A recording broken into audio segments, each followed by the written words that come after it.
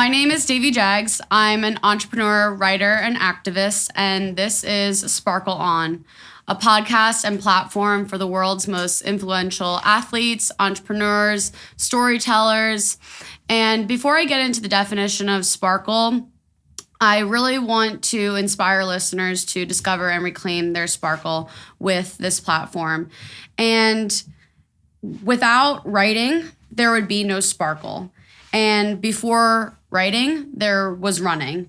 And so I'm going to start with actually reading something because running was how I became a storyteller. I just didn't know it yet. So here we go. They say the only thing harder than getting to the top is staying there. I'm not saying I was at the top of women's high school distance running. In fact, I wasn't even close. I was a good, solid runner that got to an elite level because I was insanely headstrong. But aside from my work ethic that bordered on addiction, and yes, running can be addicting, I was crazy in love with the journey. The journey of working in the shadows and rising up to a sort of stardom. But this is not a story of triumph. This is a story about an athletic downfall.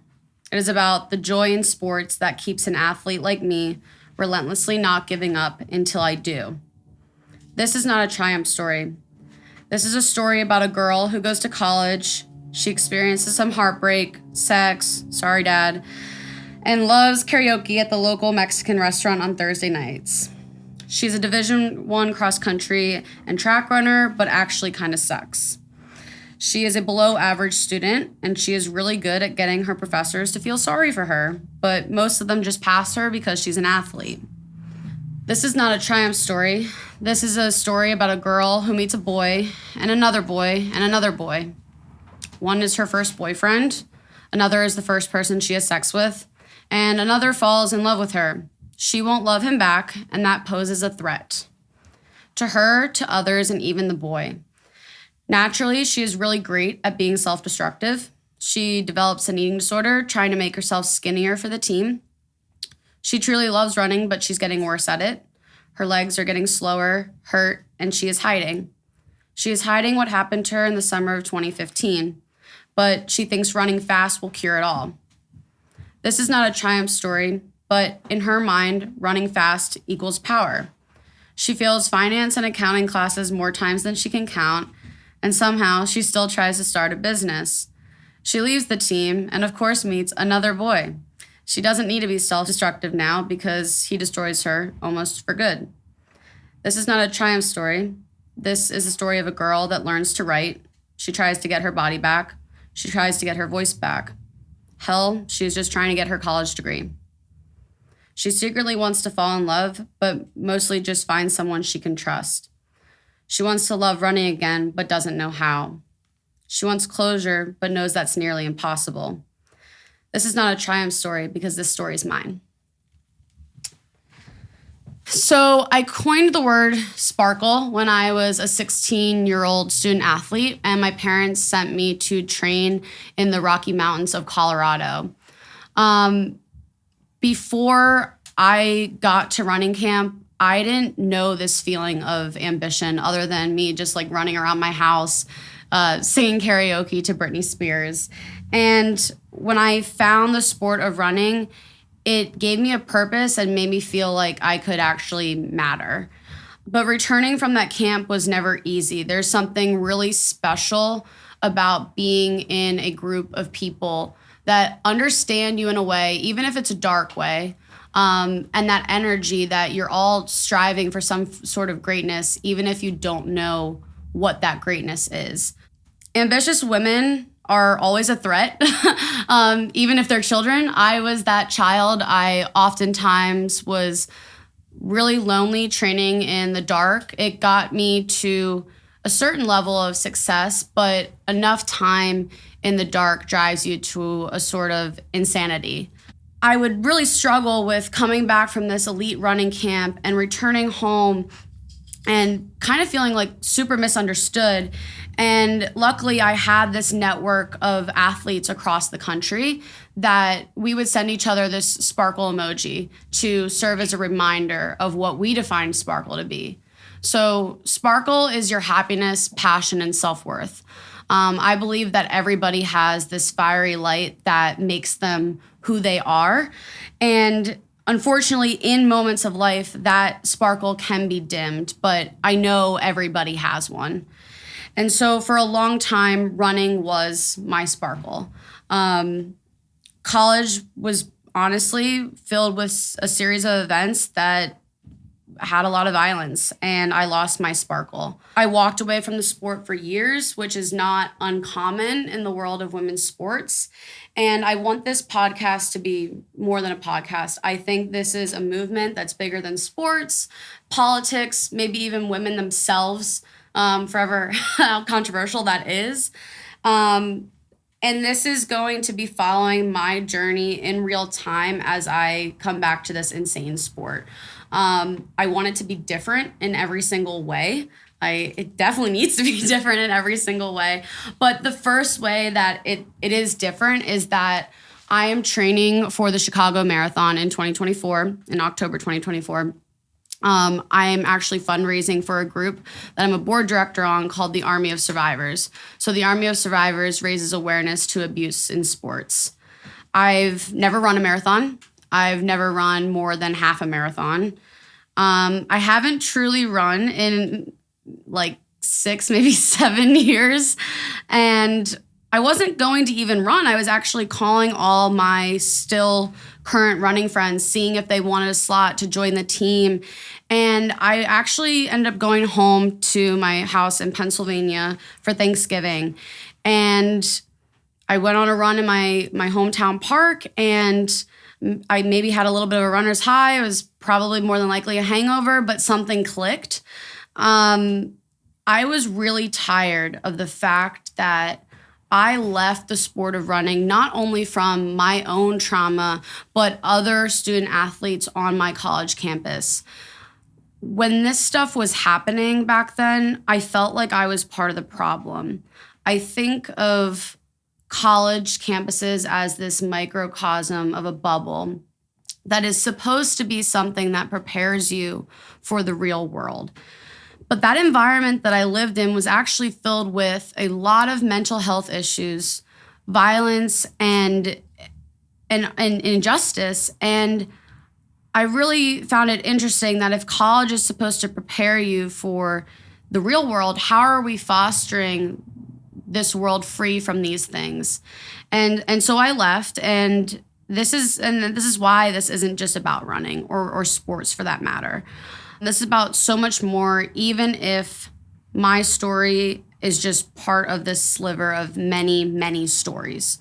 So I want to thank you for being here and tuning in to Sparkle On as we ignite a future where passion equals purpose and purpose equals change.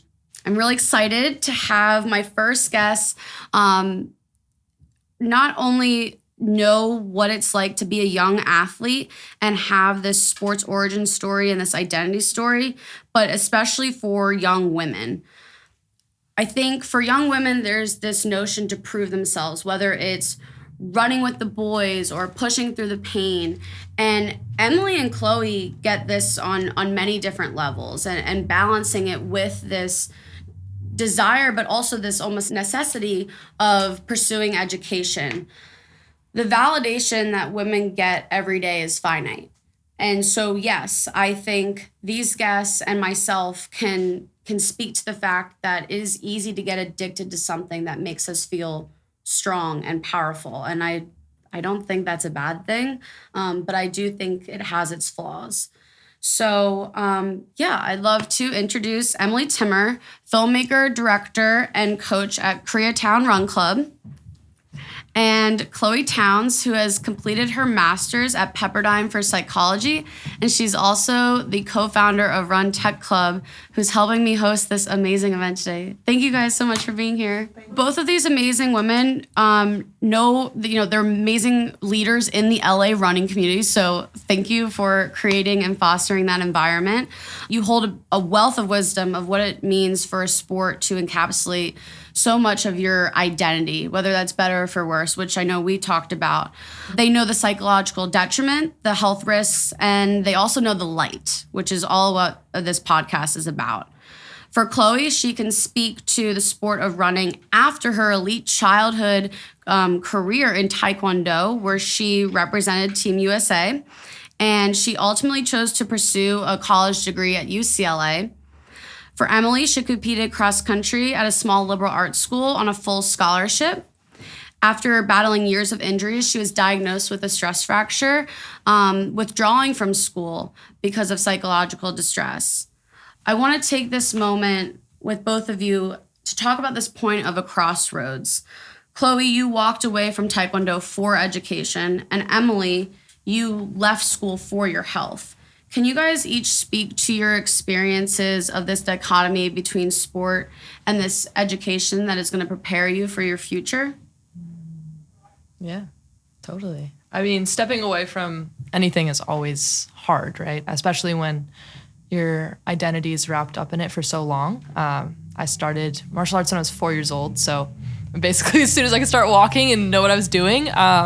And it was my way to kind of identify myself amongst my community, set me apart, find this reason to just get up every morning. So giving up that is tough. But I think that for me, the crossroad was like, well, what's the longevity in it? Along with what's the sustainability of my passion for it? Because although I still love it and could talk about it any day and have like a little spot in my heart for it, I don't think it was sustainable for me to continue forever. And I think that wake up moment is the hardest part of kind of realizing that. So for me, it was kind of coming to that wake up point and the ugliness of that realization, I think, and trying to grapple with that and redefine myself and even try to wrap my head around the idea of having a new definition of self. So for me, that was kind of like the big like ball of energy that I had to break down. Yeah, I feel like I went like careening toward that point because like you I think it was 13 years old, I was this like very existential child and would talk to my parents about like, how do I stand out? How do I do something significant and become something, special? I want to do something in the world. And addictions take many forms, but I found running and I found academics, and I found them both to be something that hit a craving for me for significance and worth, and also for attention to some degree, for people to be like, oh, she's doing something. And I mean, that just kind of progressed through high school and college to a point where I was like really out of control. But it was really tough because the out of control was like socially acceptable and celebrated. So people were like, well, we can't talk to Emily. Like, she's just getting straight A's and, running a lot, but like she seems to be taking care of her health. So I kind of went way too long with this addiction controlling my life more and more and more until ultimately, I mean, it was 2.5 years into college. My whole life was now revolving around running. So you talk about like those formative years of identity formation when sport can be really empowering. But without some of the healthy, I think, boundaries around it, some of the healthy mentors, and me just going full bore, I fused with my identity. It was like the only thing I had in my mind. So that turning point, that crux, was like a total disillusion. I was like, what am I here for? I mean, to be really honest, I had suicidal ideation. It was like all around the stress fracture. This junior year of college, it was like, this was everything I am, is like a college athlete who can run a certain speed and a student, and now I was neither. Yeah. So it was like a starting over point. At the time, it looked like the end. No, I get it. At the end of my senior year of spring track, I was addicted to running. I gave myself a stress fracture, 3 in basically one spot. It was my hip, femur, and groin. And the doctor said if I ran one more long run or one more race, my femur was going to completely crack and the blood was going to stop from the way the crack was. And I probably wouldn't have been able to run ever again. And it shouldn't have been a shock. And I don't know if it was a shock to my parents or anything after I got that diagnosis from my doctor. But for me, it was like, it was over. Like, yes, I was going to run in college and that was always the plan. But at that point it was over. And I think it is because there is this moment as teenagers, like in our girlhood, that the sport we latch on. I don't know if for me it was a specific race. I don't know if that was the same scenario with you guys. I remember, I had very interesting dynamics with my high school coaches, and it was not all good. But I remember I wanted to be the best, and that was like unheard. Like you just came on the team. Like you want to run this time for a mile. Like you can barely do this, and to be told you can't do something. I mean, first of all, you don't tell Davy Jags that. It just doesn't happen. But second of all, it's really disheartening. Like as a woman, right? Like why would you tell not even a woman, a kid, that they can't do something that is ambitious? And so I remember this girl, like this person in the region was out of reach to be that fast. But then this girl in the double A region, how we all had different classes, like that girl's like, okay. So it was a situation where I remember I was getting close to beating her. I was going to beat her. I don't remember. All I know is she was the girl to beat. And it turned into this like nemesis thing. And I'm just not that person where I want to have, enemies. But something switched in me where instead of rooting for this girl, instead of, all trying to become better together, it was I had to win. And it's not that it wasn't part of me. Like, I think competitiveness is not a bad thing inherently, but I know that was my switch. So I'm kind of curious, was there a switch that maybe made you create this sport as my identity and makes me matter? Yeah, I mean, I had a very similar experience in college. I think it happened before that, though. Honestly, it was 8th grade. Yeah, that's The first thing that came to mind was like between 7th and 8th grade, I, again, was really ambitious and decided I was going to do this workout plan I created for myself the whole summer. I was like, I just turned 13. And so I did it. I also had a growth spurt. And I was like crushing it on runs, and I was doing this weightlifting thing, and I was doing like ab workouts. I don't know, just like this over zealousness. And I came back to school for what turned into a cross country season, but I had started in soccer, but I was running like circles around the high school soccer girls because I was just so in shape from the summer, and I was an 8th grader. And I just remember the comments from high schoolers at that point who were like, you're looking up to these other women. And it's kind of like a drug. They were like, you have how do you have a 6-pack? And they're just like stuff that is body oriented, sadly. And I was really body oriented just because of the culture I was in and I think what I was seeing around me. But when I heard that and when I received that feedback, I was like, this pays off to do this. Like, there was that moment, and then there were a few races I won early on where I was like, oh, and I could be good at this too. And I think what's tough, to your point, is that we're like allowed to think of our lives. I mean, I was of a different era, so even more so then.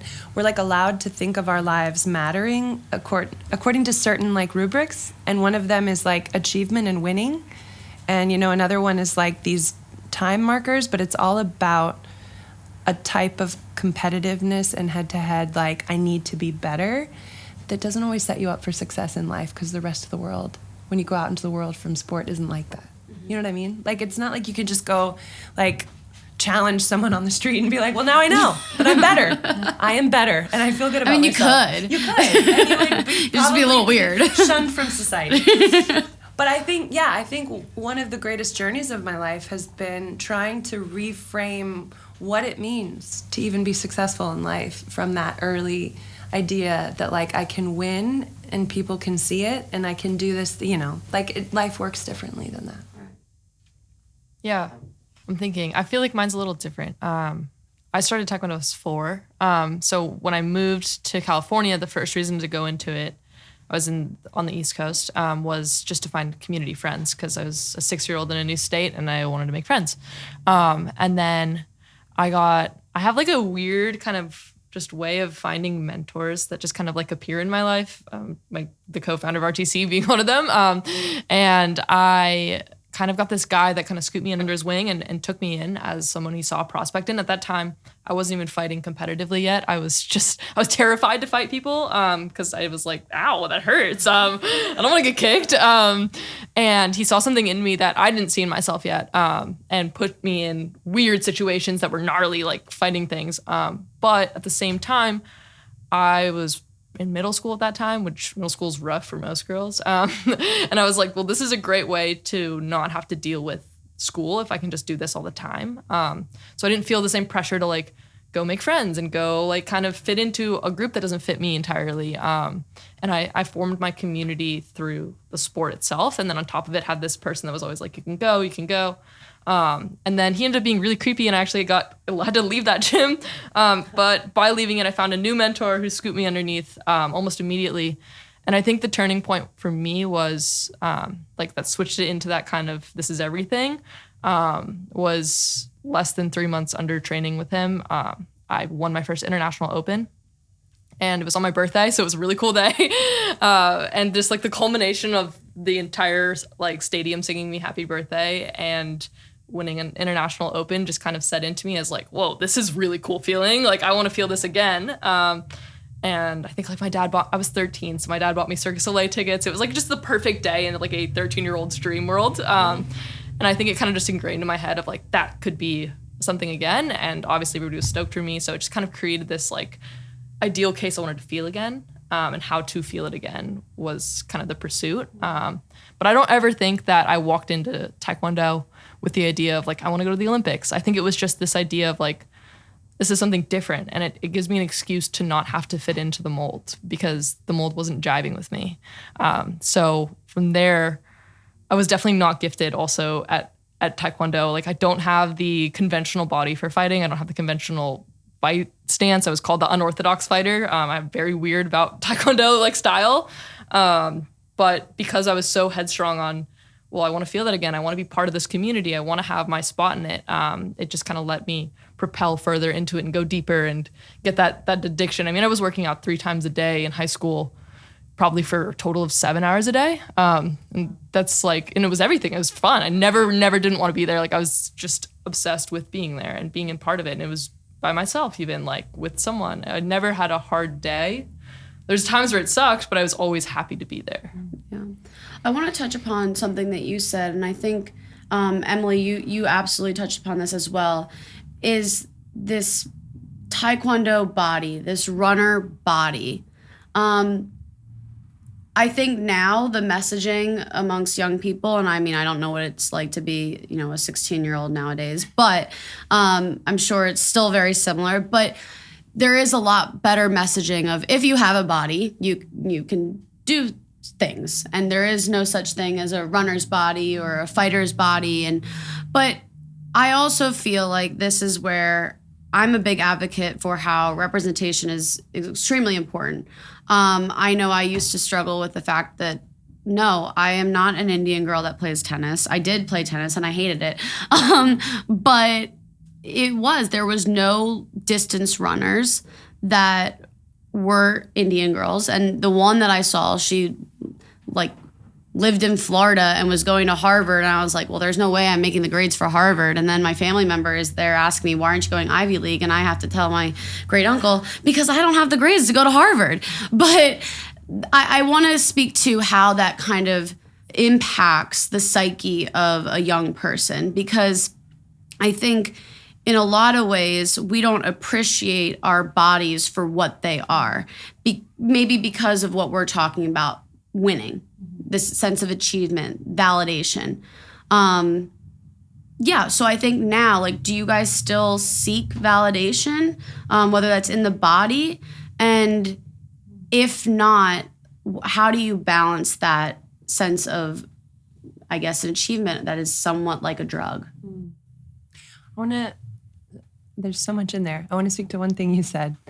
I've been thinking about this a lot lately, that the end goal of achieving these fast times, and yes, very much for all of high school and all of college, I actually had one elite marathon runner in my head who was my height. I knew she was the exact same height as me. She was the world record holder at the time. We kind of had similar bodies at the time. And so I found out what she weighed and I wanted to weigh what she weighed. It was crazy. But all that to say, I did very much have that ideal of like runners look like this. Like this is how a runner looks. And what I've learned so much since, very long time since, very long body journey since, a whole other story, is it's pretty wild how much I had to tune out my actual body's needs, limits. Like the actual physical constraints I was living in, I totally dissociated from for all those years, to a point that got so unhealthy that like all of my hormones were out of whack. I was getting stress fractures. There was wild stuff happening in my body. And because I was trying to adhere to this standard, the standard was so impossible. Like I had to ignore all of my body's signals to get there, to a point that I couldn't maintain that anymore. And so I think in the journey since, there's so much of a process of making peace with the body I have, but also just relearning what it means to like honor the different limits and needs of my body and like rest when I need to rest. Like that process, seeing it not as, well, I'm going to have a bigger body or a different body is not helpful to me. What I've found to be really freeing and helpful is to just decide to go through the process to tune in to what my body actually needs and to meet those needs. And when I do that, I tend to feel great. I tend to shift my focus from what I look like to how I feel like I'm thriving. So that's been a huge part of the journey for me now. Even with running, coming back to it, it's less about times. And it's more about like today I was practicing nose breathing in and out. And I was like, dude, Me too. That's what I was doing this morning. Well, I had to like, we're at 200. Call my boyfriend about it. I was like, I can't breathe. What do I do? But yeah, you know, I need a little help. That's tough though. You know, where you're like, oh, I'm feeling Yeah. a certain way while I'm running. Like I'm feeling like I'm in a flow state versus like, Chloe knows this. I'm a weirdo. I don't have Strava. I don't wear a watch. I refuse to get, unless this podcast gets like 10,000 listeners, then I will get a Strava. Okay, you heard it here. Yeah. And I will never get a Strava. It's okay. Even if My you get friend 20. got married because of a guy that she met on Strava. She just had her first kid. Yeah, what a social media app that is. But no, I don't even run with a watch right now. So it's very much like an experiment for me of like, can I move in a way that is more about how I feel and understanding what my body needs versus some of these other metrics that push me so outside of my health that I just don't want to go there again. So that's me. That's great. Hey. Mine's weird because I was in a weight cutting sport, so body image is very different. It's more about numbers, kind of like what Emma was saying about like finding an ideal person. You kind of pick a weight class and you stick with it as long as you can, no matter how much you grow or whatever. Like, because in Taekwondo, like the lower you weigh, the more height advantage you have, and you want a height advantage when you're trying to kick someone in the head. Fun fact. But yeah, for me, it was all about being lean and tall. So, I mean, I can be open with this. I fought at 108 from 12 to 19, which is 7 years, which is pretty crazy. And I was at probably 6% body fat. I used to have to get my body fat tested. And the culture, or at least around the gym I was in an entirely Filipino gym, which is kind of crazy. Also, story, I was the only non-Filipino in this gym. The coach was one of the coaches for the Philippine Olympic team, so he drew Filipino fighters to his gym. But you would have to weigh yourself after every practice, and he would often go in the room to make sure that the number was accurate. Like, you're not naked, you're in underwear and stuff, but like he was in there to make sure that the weight you said was the right weight, because you needed to be on weight for the fight that was coming up. And I would be at weigh-in days and I'd be, you know, holding my friend's hair back while they're making themselves vomit and drinking laxatives to make themselves, you know, shit themselves, for lack of better words. And watching people get their heads shaved and watching people go to the hospital hours after to get IV drips. So my world around body image is much more around a number and less around like what it looks like. Because after you weigh in, you get the luxury to go engorge yourself with as much food as possible. So I would be at the buffet and then promptly after walking the halls with a crazy stomach ache because I haven't eaten anything but, you know, I used to measure my calories every day. So I'd eat 1,200 calories every day, weighed on the food scale, the, you know, chicken breast and the zero fat cheeses and all that kind of stuff, like the weird kind of fiber one bars and anything you could get. And I was really good at it. I was really good at cutting weight. So I'd actually would stay at a much lower weight than I probably needed to because it was almost like a flex in my head where it was like, oh, I'm so good at this. nobody's ever gonna have to worry about me, to the point where I didn't have to get on the scale anymore because my coach always knew I'd be on weight. So I think that became unhealthy in a sense, where it was like this fixation to always be near my fighting weight, because ultimately that was the most advantageous thing. And afterwards I would stay at that weight for a while, just because it was, one, my metabolism had been set to, you know, I fought at 108. I probably hovered around 112, 114, 5'6".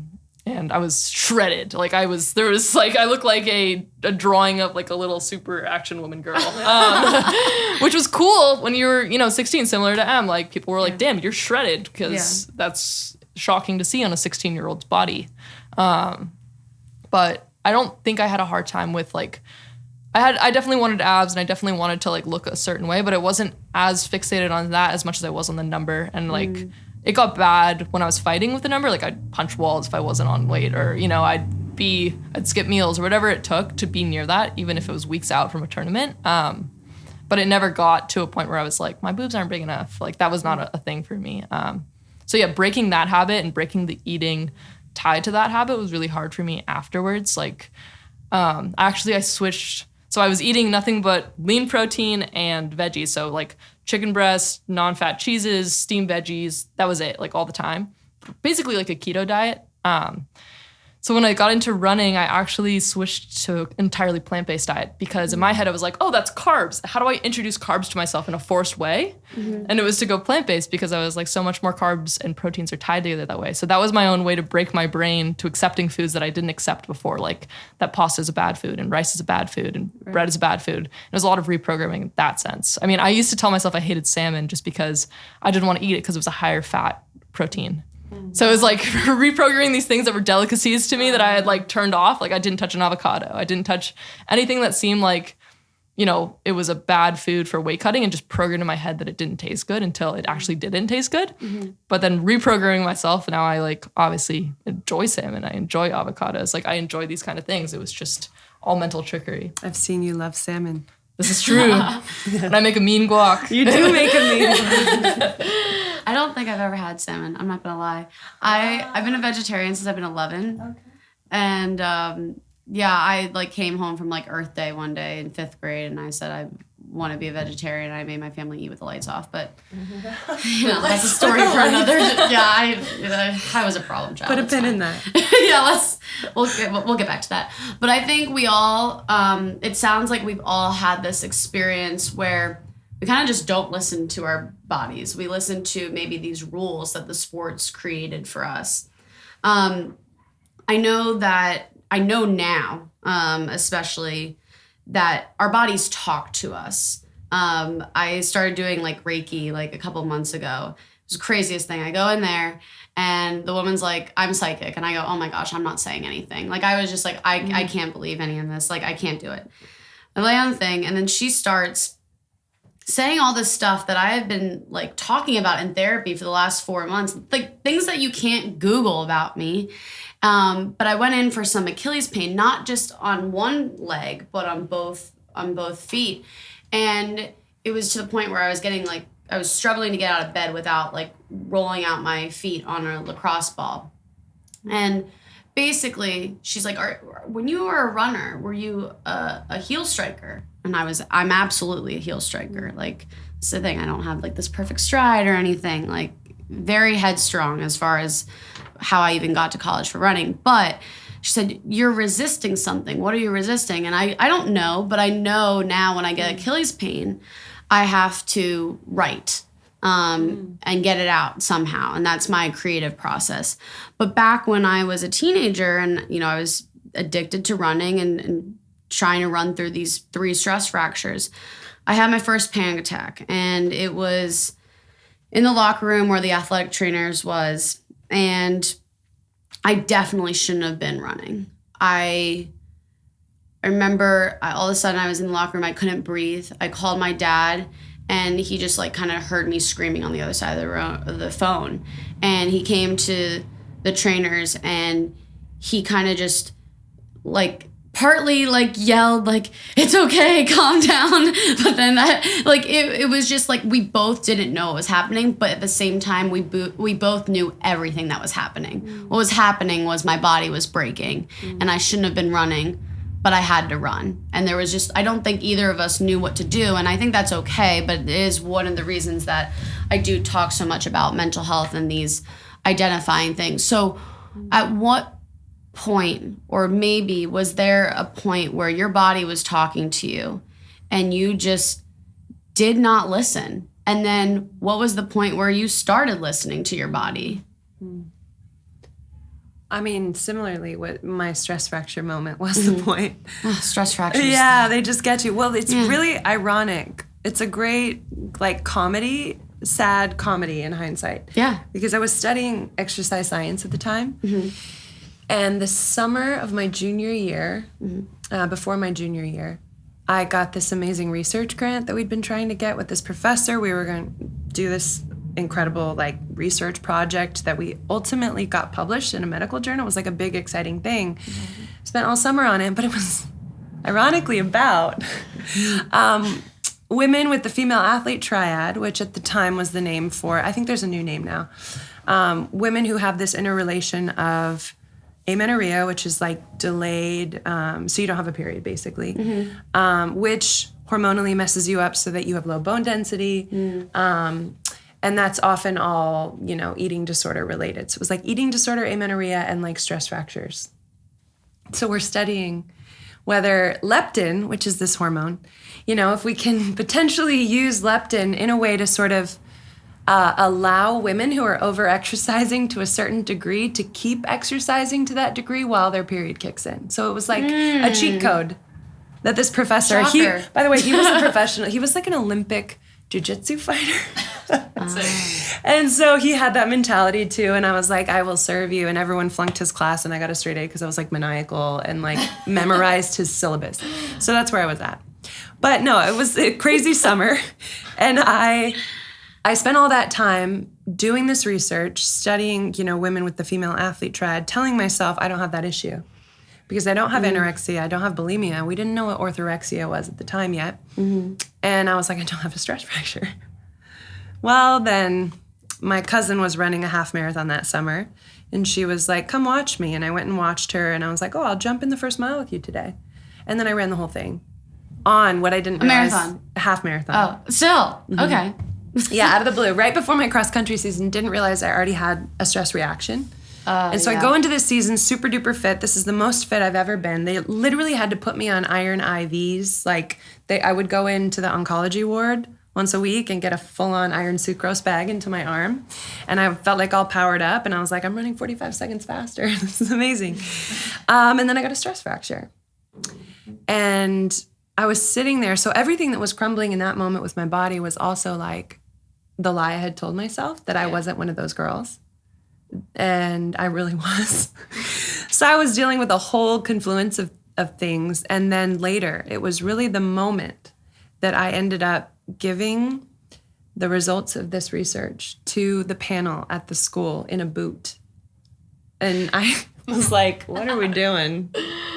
Wow. So I would say that was this point of like, it was a week after that I actually withdrew from school fully. Not only the team, but school. And I think I was just at a point where I couldn't anymore. I couldn't do anything anymore. Like my physical limits had absolutely been reached. My mental, emotional limits had been reached. And it wasn't like an active, empowered choice for myself. Right. It was like the person, you know, you see finishing the marathon who collapses, you know, like a mile before the finish and lies there. That felt like me. I was like, I can't. I'm so close, but I can't. And honestly, to answer the second part of that question, when did I start listening? There was not a point. There were like 1,000 really, really, really hard, strange moments for 12 years, one after another. There were inflection points for sure. Rehab helped. I checked into a rehab facility, which was wild, but just to start. And then there was just like a whole process I had to relearn.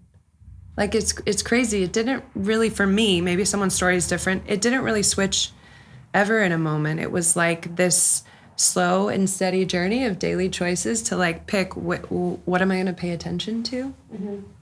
And I'm glad it was a process. It feels really solid and really grounded now, but it was some hard work.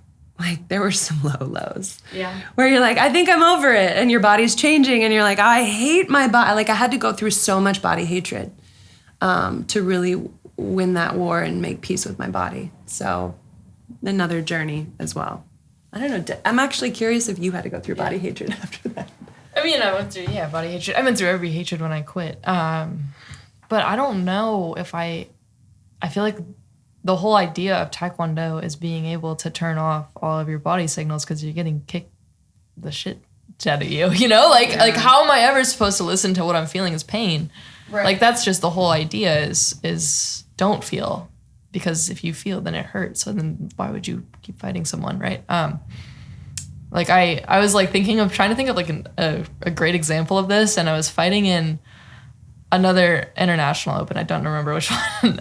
And I was fighting against Japan. And the strategy for Japan was let them beat the shit out of one leg until they got so tired that I could kick them back. And I ended up, it was a really close fight, but I remember I ended up losing after that. And like my entire leg from my hip to my ankle was just swollen and purple for like a month after because I followed the instructions. But in the moment, like, yeah, it hurt a little bit, but like, I was able to turn it off, right? Like, and voluntarily take it. I mean, I used to have rolling pins rolled across my shins every day. Like, I feel like there's no way for me to tell you, like, when I was turning off signals because it was just kind of like a constant off. I think there was times where I would panic that something was injured to make sure that I was going to be okay to fight. Like, pretty much every couple of weeks before a big tournament, I'd be convinced something was injured and go to PT to make sure it was okay. But I would also, I mean, I would crack toes and elbows and break bones all the time and wouldn't know until afterwards because I just turned it off. Why do you guys think we allow numbness, whether it's as ourselves or, you know, in society, we kind of award it? It's a giant philosophical question. I don't know. The bigger answer, I think I've been trying to tackle it on the personal level and exploring that. So interesting. This is all intersecting with my morning journaling lately. But I think, you know, some of it seems like I'm hearing the themes, right? Like at a certain age, when you're craving identity formation in the world, right? Like when you're at that tender 12, 13, 14-year-old phase, something comes to you that is like, I don't know, it's like a hit of something that's so powerful, and it feels like it answers something in you that you're trying to figure out about life, right? Like the success or the attention or the approval feels so good, like 13-year-old Chloe. And I feel like there's something that we latch onto in that we're looking for something. So the numbness is almost the byproduct of like, I want that again.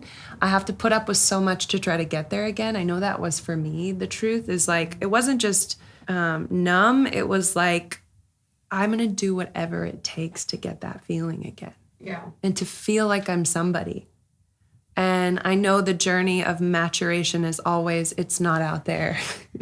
You can't like bulldoze through and find, you know, some meaning for yourself out there. There's something about staying present here. But that's so painful. Because then you have to make peace with a lot of things that when you're numb, you don't have to notice. You don't have to notice the pain. I didn't have to notice until it comes crashing down on you. But there is a space where ignorance feels a little like bliss. Yeah. Until you go through the first like full-on breakdown, and then you're like, no, that actually was worse. Yeah. And I feel like that's part of the maturity journey, but I wish I could like soften that a bit for other 13, 14-year-olds.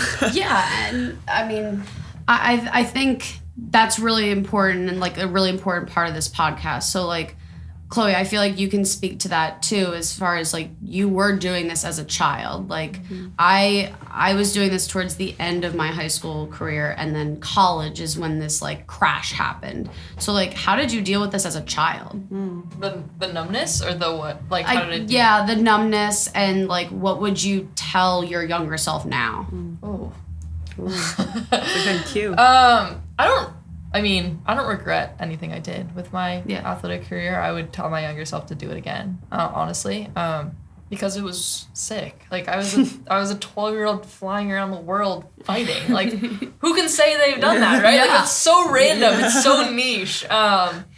So I don't regret it all. I think that my younger self like took a lot of like, there was a lot of times where it was harder to fit in because of what I was doing. Mm-hmm. And I think that I would have told my younger self like, hey, like what you're doing will pay off.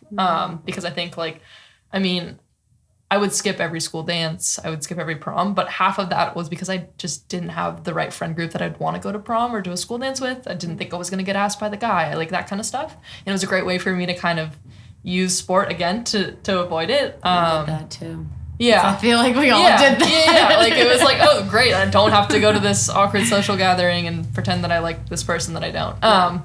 But I think that was like a huge thing I would tell myself again is like, you know, like you don't need to prove yourself in this group. You're going to find the right one. And use and lean on my Taekwondo friends. I think that my Taekwondo friends showed me so much more of the world that's helped me today because they came from such a different background. And I got to, like I said, I got to see so much more of the world. I got to see what it's like for an Iranian girl to go compete internationally. I got to see all of these kind of different perspectives that really shaped who I am today because I know so much more of how good I've got it too. So I feel like that was my biggest win of all of this. I think the numbness stuff, I mean, numbness is in my head, which I mean, it's up to debate if it's the best mindset for it, but I mean, numbness is a way for efficiency too, right? And I think that sometimes you have to be numb to move forward, right? I mean, we're in a very, not to get like, you know, past the subject, but like we're not in the greatest times right now, right? Like it's not a great time to, like, we've just came out of COVID. People are, you know, depressed. There's all sorts of new mental health crises. Like, people aren't as happy maybe right now, but, like, it might be time to just be numb for a little bit to get through whatever you're going through, and then you can open up again. It's, I think, the staying in the constant numb that's dangerous. But I still use numbness when I need to get through something because some stuff is just inevitable, right? Like, it's inevitable you're going to have to go take some sort of test, or you're going to have to go to some sort of silly conference that you don't want to be at and be around that person you hate, right? And like turning off sometimes I don't think is a bad thing. I just think it's like being strategic about it and not being just like willy-nilly with it. You got to be conscious of when you're turning off, I think is the key. And that feels like the tricky thing. That feels like maturity because I think there's like semantics here, but there's a kind of like self-protection that can make sense when there's an onslaught happening in the world. And like you're talking about, like there's some places or things we don't want to fully open ourselves to. That makes sense. I think for me, the idea of numbness I'm connecting with is sort of this pervasive, like almost dissociation from certain parts of reality. And there's a part of that, like respecting your story and seeing how it was so helpful. There was a version of that for me that wasn't helpful. It's like being really wise with what you are tuning off and what you're tuning on. Because for me, at 13, 14, and 15, I was tuning off things that I think actually would have made me healthier and a better athlete, ultimately. Mm-hmm. I was ignoring pain. I was ignoring, even the social stuff for me, I did the same thing. But for me, I was like, well, I'm gonna kill it on the SATs and like, I gotta study. And at least you had that. Yeah. I sat there, I was like, I can't go to prom. I gotta focus on the state championship. Then I got the stress fracture and I'm like, I can't go to prom or the state championship. Right, you're like, what's my reason now? No. I know, it makes you feel special and different. But yeah, I feel like whatever word we use, whether it's numb or not, it's just really worth asking ourselves, what am I paying attention to and why? Mm-hmm. Because I think we could talk about all the things we're numb to, but maybe it's more powerful to think about where our attention is going. And I think of this as like bandwidth, right? Where's most of my bandwidth, background noise, my thought life going? And at that time, most of my bandwidth was obsessing about how much I was exercising, how my body was doing. I relate to a number. I had a number with this elite runner. And if I was honest with myself, there's like 80% of a young 13, 14-year-old Emily's bandwidth is going to things that I'm a little sad about now. That I'm like, you still did it, kid, but like you could have grown in a lot more ways if you didn't devote so much of your attention to all these things. And then, the side effect of that was numbness to all this other stuff. But maybe for me, it's helpful to think like, where am I giving my active attention? Is most of that going to, an image?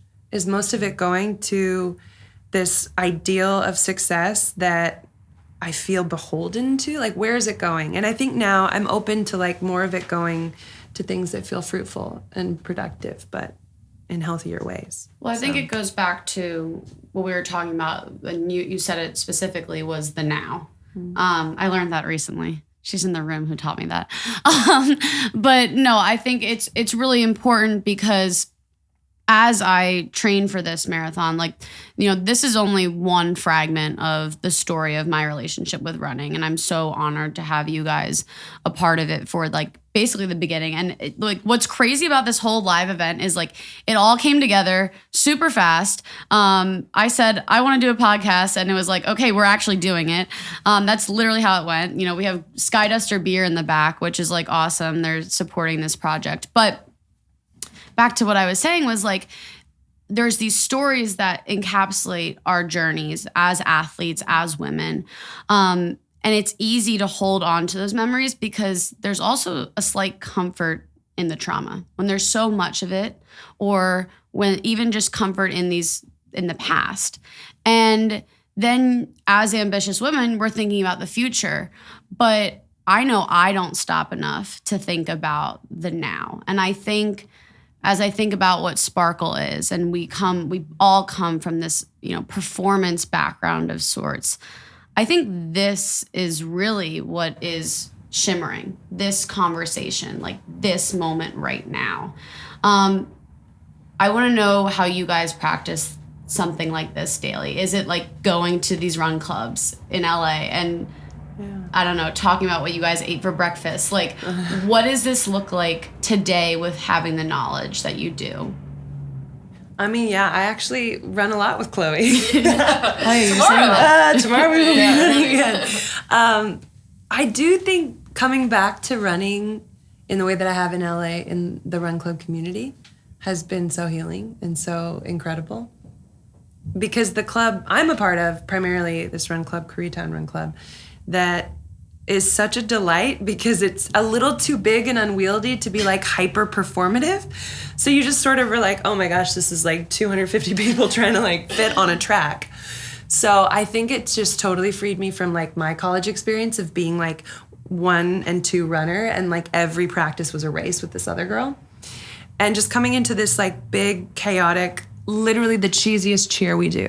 You guys don't cheer? It's so cheesy. And I can't even tell you because the club is so cool. Their merch is amazing. Yeah, it's super cool. And then you're the best merch with the cheesiest. It's a great combo. But before every run, and I help captain the track on Wednesday nights, and we got 200 people gathered around. Everybody puts their hands in, and I say 1, 2, 3, and they go KRC, and then I say 4, 5, 6, family. Aww. It's really cheesy. This hits her cheesy. She's that's a hard no for any of our run club stuff. I love Chloe's rule for a run tech club. Oh, the no faster than 8-minute pace rule? It's the best. She does. She polices that really well. I did it today. I'm proud of you. I chased down someone and I said, "What's the time on your watch?" I actually really appreciate that about you too. I've never said, but when people are silent, yeah, we're gonna go easy. But it's the rule because you don't get free coffee then. Yeah, that is the rule if you ever come and I need shout out to Darius. Yeah, thank you, Darius. Thank you, Darius, for everything. I have caught people. It's a hard rule. But God, people sprinting. Yeah, I do. I sprint them down. I'll be I'll be right back. And then I sprint off, yell at them, and then go run back to where I was. So no one could count that too. But yeah, I feel the same kind of thing, right? It's all about trying to... I've actually been trying to do this more often because... Run Tech Club is a great part of my life. It's a big part of my life. I have 17 jobs in my life. Emily knows a lot more about this. And I try to do a lot better at just stopping and recognizing that I'm doing it. Mm-hmm. I think that when you're in one job and then you recognize that that's someone's whole thing too, that taking that time to kind of turn the hat. I say I wear a lot of hats, and like putting the hat fully on and like being present with them is really fun for me. To find the now is literally switching the hat. I like will go and I'll be driving to the next thing and I'm like, all right, here we go. I love do a little dance. Do you have actually like physical different hats? I mean, if she has 47 hats in her car. I probably have 47. No, Just I don't. kidding. But I definitely You're like serious for a second. go That's through all that. the whole plan. Yeah. I also do, I mean, my corny thing that I'll do is if I'm on like a really rough, like long run or just like, I don't know, rough day, I'll actually like physically pat myself on the back, which is like a little now thing. Yeah. Or I'll be like, hey, like, you're doing great. Like, you got this, kid. I'll do that for you now in the future. But I like, I mean, my world, like Emily's world, is very around people. I'm an extrovert. I love meeting new people. I love getting to know them. And I think like making a new friend is a now for me. Like getting to know someone's stories a little bit more is a now. Like just the vulnerability of someone with me, like I very much value. So those are like the nows I collect. And then watching people that I do collect in those little bubbles, like win. I mean, Emily knows this, like watching my friends win is like the simplest way for me to get like a little bubble of high. And I'm not trying to say that for like an ego boost. Like that's actually my jam. It's like I love watching people push themselves past their limits, and like that could be anything like you pitching to a company, or it could be like someone just getting a new job, or someone getting a new puppy. I'm like, hell yeah, let's go. Like, you know, like I'm very into that vibe of seeing people. Commercial break on you. She just put together a team of 6 of us to run this crazy race. The one that you were telling me about before this episode. You guys are running to Vegas? Yeah. I hope you're partying afterwards. But it's very much indicative of what you've been saying, that I think I've watched Chloe be this like little den mother, team captain, but also like sports psychologist. And she's like pulling us aside and like reading our brains and then putting us together. And I think it's just become so much more, the sport of running for me has become so much more about relationships, friendships, and seeing how you can sort of piece things together to help your friends succeed and do things together. Yeah. Which is so much more fun. So much more fun. Yeah, I think that's how I decided I was going to do this, was like I wanted to run for advocacy. And, you know, advocacy is a big part of who I am. It's a big part of my storytelling. And with advocacy, there has been community. And I was so tired of feeling like running is how I associated isolation, because that's not how Sparkle began. Sparkle began with a group of kids in the mountains nerding out about distance running. But I mean, we all have something, right? So actually, we're here, for listeners that don't know, we are doing this live recording with a group of people at MoDa Studios. It's a beautiful space on Abbot Kinney. And we're celebrating the LA Marathon, which is in 2 days. Less than 2 days at this point. So do you guys have any last minute advice for the LA marathon runners? I just went through this on Wednesday. We had a practice round of this. I think what I shared with our friendly KRC runners was, it's a celebration at this point. It's pretty extraordinary to see so many first-time runners having committed 4 or 5 months to this training around full-time jobs, lives, all of it. And so I think, you know, the nerves and the sort of like, I got to do this thing and I got to wake up and get everything right can take over. But I wanted people to just be reminded all week. And we handed out actually these like papers that they can fill out with like their process goals, but also like what they're celebrating about all of this. Just to carve out time to basically say like, can you just pause and realize like you did this? Yeah. You did all these long runs on Saturdays at 6:30 a.m. You have all this new friendship and new community. You're primed now. Whatever happens, even if you just cross the line in whatever time, you're primed to do something extraordinary because you put in the work. Like, that's worth celebrating. And so I was just trying to remind people to take stock and take joy in what they've already done and let it be a celebration when they're running. Yeah. Mine's like the more asshole version of that, which is like, don't take it so seriously. I feel like that's a big one for me that helps me when I run marathons. Is like it's just I know it's not just a marathon. Like, it's a huge accomplishment and that's awesome. But like, if your shoe unties in the middle, it's gonna be okay. Yeah. Like, if you miss a gel, like there will be something on the course, and if you get a stomach ache, like you can try again. Yeah. Like, it's just a marathon. So don't panic on the night before too bad, because you can do it again if you mess up. It's just a big party. Yeah. We'll see you mile 22. I will be out there. We'll be out there. I will be out there cheering everyone on as well. Amazing. But yes, thank you everyone for coming out. Thank you to Swear. We have awesome like freebies over on the other room. They have the best like dry shampoo, leave-in conditioner. I love it.